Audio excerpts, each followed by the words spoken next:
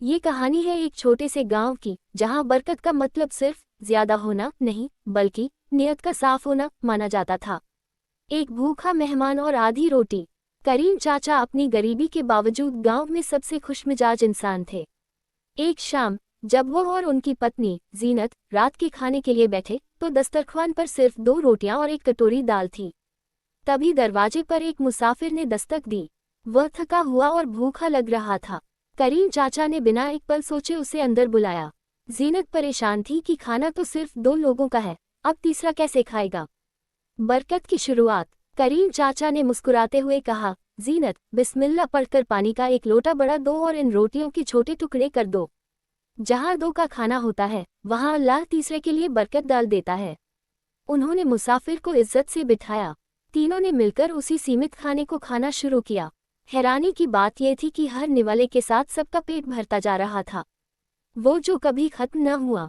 जब मुसाफिर तृप्त होकर चला गया तो जीनत ने देखा कि बर्तन में अभी भी दाल बची हुई थी और दस्तरख्वान पर रोटी के कुछ टुकड़े भी रह गए थे।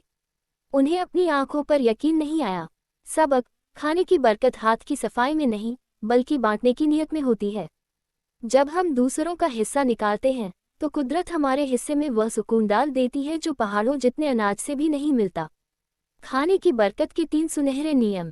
बिस्मिल्लाह से शुरुआत अल्लाह के नाम में सबसे बड़ी बरकत है। मिलकर खाना। साथ खाने से मोहब्बत बढ़ती है और कम खाना भी पर्याप्त हो जाता है। शुक्रगुजारी। जो मिला है उस पर खुदा का शुक्र अदा करना। करीम चाचा के घर आज भी लोग आते हैं और कहते हैं कि उनके हाथ के रूखे सूखे खाने में भी वो स्वाद है जो बड़े बड़े पकवानों में नहीं। इसे ही खाने की बरकत कहते हैं। ये कहानी है एक छोटे से गांव की, जहां बरकत का मतलब सिर्फ ज्यादा होना नहीं बल्कि नियत का साफ होना माना जाता था। एक भूखा मेहमान और आधी रोटी। करीम चाचा अपनी गरीबी के बावजूद गांव में सबसे खुशमिजाज इंसान थे। एक शाम जब वो और उनकी पत्नी जीनत रात के खाने के लिए बैठे तो दस्तरख्वान पर सिर्फ 2 रोटियां और एक कटोरी दाल थी। तभी दरवाजे पर एक मुसाफिर ने दस्तक दी। वह थका हुआ और भूखा लग रहा था। करीम चाचा ने बिना एक पल सोचे उसे अंदर बुलाया। जीनत परेशान थी कि खाना तो सिर्फ 2 लोगों का है, अब तीसरा कैसे खाएगा। बरकत की शुरुआत। करीम चाचा ने मुस्कुराते हुए कहा, जीनत बिस्मिल्लाह पढ़कर पानी का एक लोटा बड़ा दो और इन रोटियों के छोटे टुकड़े कर दो। जहाँ 2 का खाना होता है वहाँ अल्लाह तीसरे के लिए बरकत डाल देता है। उन्होंने मुसाफिर को इज्जत से बिठाया। तीनों ने मिलकर उसी सीमित खाने को खाना शुरू किया।